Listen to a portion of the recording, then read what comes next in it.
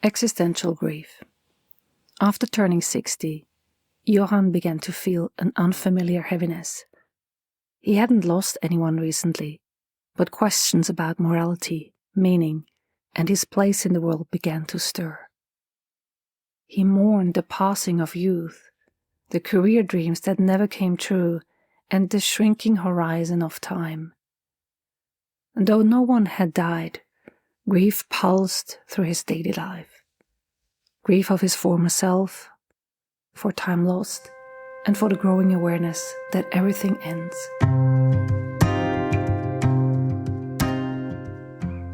Welcome to this mini-series on understanding the language of grief, loss, and trauma. My name is Nathalie Himmelrich. I'm a somatic practitioner, psychological therapist, educator, and author, specializing in grief and trauma, and the host of the How to Deal with Grief and Trauma podcast. Grief and trauma are deeply human experiences, yet many of us struggle to describe what we are going through or to understand what others are facing. The vocabulary of loss is vast, varied, and sometimes overwhelming. In this short podcast episode series, we'll explore the different types of grief, loss, and trauma that people encounter throughout life. Each mini-episode serves both as an educational tool and a compassionate companion for anyone trying to make sense of their own experience with grief, loss, and trauma, or someone who is supporting someone else who is. These terms are more than labels. They are doorways into greater understanding, healing, and connection. Whether you are a bereaved parent, a caregiver, a therapist, or someone walking alongside a grieving friend or someone who has experienced trauma, these bite-sized episodes aim to give you language, insight, and tools. Each one includes a definition, some key considerations, an explanation of why it matters, relevant podcast episodes, and frequently asked questions that I have been asked by my clients and you, the listener of the podcast. And my answers are all grounded in both professional and lived experience. So let's begin. Existential grief is the deep sorrow that arises from confronting the impermanence of life, loss of meaning, identity shifts, aging, or awareness of mortality. It's not always triggered by a specific event, but by the natural progression of life and the philosophical questions it provokes. Existential grief can feel abstract, a mourning that has no name but still weighs heavily. It may be triggered by aging, retirement, chronic illness, a terminal diagnosis, or a major life transition. Unlike event-based grief, it centers around the human condition itself. Why this matters? It's because it is often unspoken about. Existential grief can leave people feeling alone, misunderstood, or like they're feeling like crazy. Validating this kind of grief allows people to reflect, reframe, and reconnect to a sense of meaning, even in the face of inevitable loss. So many of my clients have shared their existential grief with me. It has, however, not yet been the main topic of a podcast episode on how to deal with grief and trauma. And reasons why it may not have yet come up might be because it's abstract and hard to name.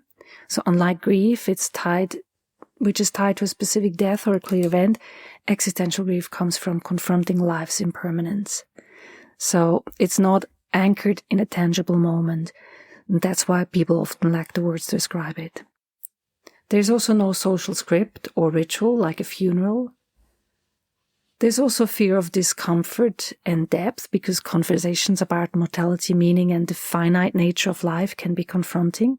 So many avoid the topic altogether because it triggers their own existential concerns and making it easier to stay silent.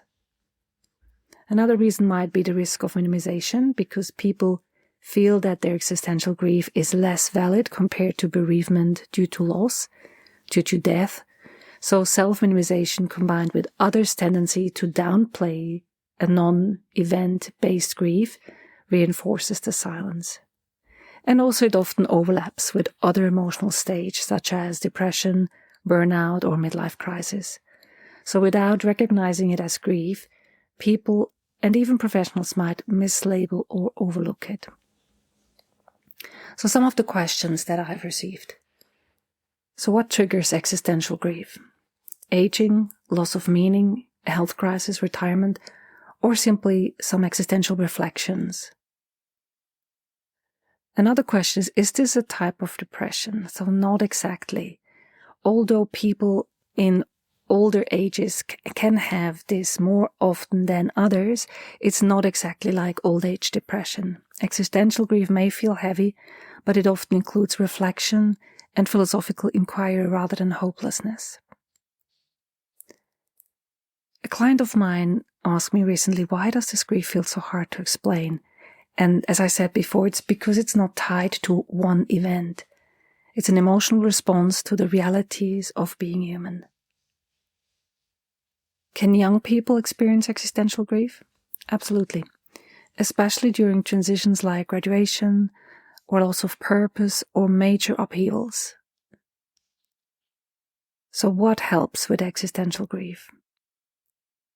Spiritual practice, nature, legacy work, meaning-making, and honest conversation in the best event with someone that is grief literate or trauma-informed. That begets the question, do I need therapy for this? Not always, but therapy can help explore meaning, identity, and mortality in a supportive space. But you might also have friends and supportive people around you that can be that kind of sounding board. Is this part of a spiritual crisis? It can be. Existential grief and spiritual questioning often go hand in hand. Another question that I often get in any kind of grief-related situation is it normal to grieve even if no one has died? Yes. One form is existential grief, because this reminds us that grief isn't always about death. It's also about change, impermanence, and the human condition. In the next episode, we'll talk about developmental grief, so stay tuned. I hope this episode has helped you feel more grounded in the language of loss, grief, or trauma, and maybe even offered you some clarity, validation, or insight into your own experience or the experience of someone you care about. Grief and trauma are deeply personal, yet universal. When we can name what we're feeling, we take one powerful step closer to healing and the integration of our experience back into our life. If this series resonates with you, I invite you to keep exploring. You'll find more resources, courses, and ways to work with me at nathaliehimmelrich.com. And of course, you're always welcome to revisit any of the episodes whenever you need a gentle reminder that you're not alone. Until next time, take good care of your heart.